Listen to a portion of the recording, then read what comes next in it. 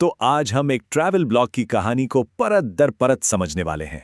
एक ऐसी कहानी जो थाईलैंड के एक आम सी लगने वाली ट्रिप से शुरू हुई, लेकिन फिर कुछ ऐसा हुआ जिसने इसे डर, हिम्मत और हकीकत से सामना करने वाली एक यादगार कहानी में बदल दिया। कहानी का सार शायद इसी एक लाइन में छिपा है। ये लाइन हमें बताती है कि ये बस कोई हॉलिडे डायरी नहीं है। कुछ हुआ था, कुछ ऐसा जिसने इस पूरी ट्रिप का मतलब ही बदल दिया। चलिए शुरू से शुरू करते हैं। कहानी की शुरुआत में कोई बड़ा ड्रामा नहीं है, बल्कि वही सब है जो हम सबके साथ होता है। मतलब एक जगह से दूसरी जगह जाने की भाग दौड़ और तैयारी। थाईलैंड के मशहूर फीफी आइलैंड्स जाने से पहले की तैयारी जानते हैं कैसी थी?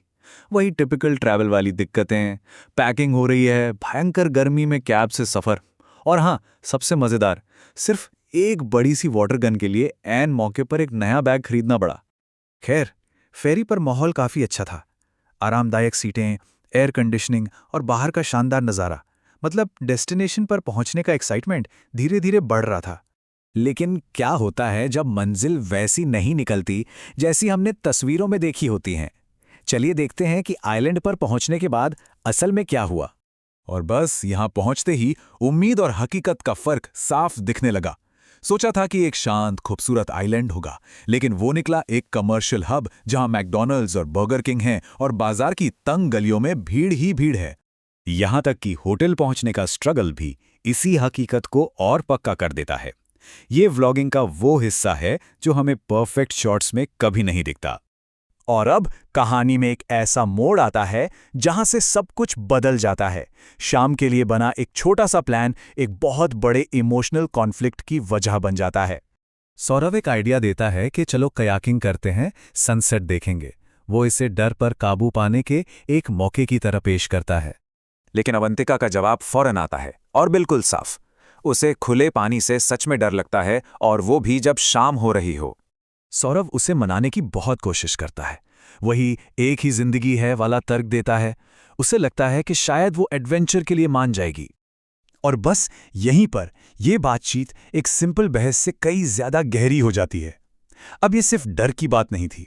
अवंतिका एक बहुत ही गहरे इमोशनल क्राइसिस से गुजर रही थी, और इसकी बातों में वो कच्ची ईमानदारी साफ झलक रही थी। तो इतने तनाव के बाद आखिर हुआ क्या? क्या वो गए? हाँ, वो ना चाहते हुए भी कश्ती में बैठ तो गए।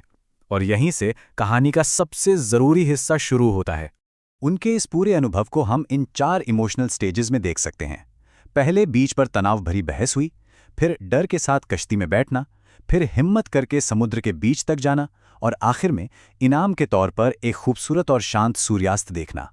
और सबसे दिलचस्प बात यह है कि उस खूबसूरत नज़ारे के बीच भी उसका डर पूरी तरह ख़त्म नहीं हुआ। डर भी था और सामने सूर्यास्त की खूबसूरती भी थी।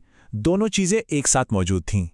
सौरव इस बात को मजाक में लेता है कि अगर माँ ये व्लॉग देखेंगी तो कितना डांटेगी, लेकिन साथ ही वो ये भी बताता है कि उन्होंने पूरी सावधानी बरती थी, लाइफ जैकेट पहनी हुई थी। तो वो एडवेंचर ख़त्म हो गया है। अब वे किनारे पर वापस आ चुके हैं। लेकिन दिन भर में जो कुछ भी हुआ उस पर सोचने और उसे समझने का सिलसिला अब शुरू हुआ है। वापस बीच पर आकर सौरव खुद इस बात को मानता है कि सुबह जो हुआ वो मामूली नहीं था। वो कहता है कि उनके लिए ये एक बहुत ही सीरियस और ज़िंदगी में पहली बार होने वाली सिचुएशन थी। और दिन भर के इतने इमोशनल उतार चढ़ाव के बाद कहानी एक बहुत ही आम सी परेशानी पर आके रुकती है। रात का खाना। अच्छा खाना ढूंढने की कोशिश पूरी तरह नाकाम रहती है। ये पल दिन के रोमांच और जिंदगी की छोटी मोटी हकीकत के बीच एक मज़ेदार कंट्रास्ट दिखाता है। दिन के आखिर में एक छोटा सा शांत लम्हा आता है। वो बीच पर एक छोटे से केकड़े को बचाकर वापस पानी में छोड़ देते हैं। दिन भर की उथल पुथल के बाद ये एक सुकून भरा साझा अनुभव था। तो ये कहानी हमें एक बड़े सवाल के साथ छोड़ जाती है। जो पल सबसे ज्यादा डर और मुश्किल से भरा था, आखिर में वही उस दिन का सबसे यादगार और शायद सबसे फायदेमंद अनुभव बन गया। तो क्या ये सच है कि सबसे अच्छा रोमांच वही होता है जो हमें सबसे ज्यादा डराता है?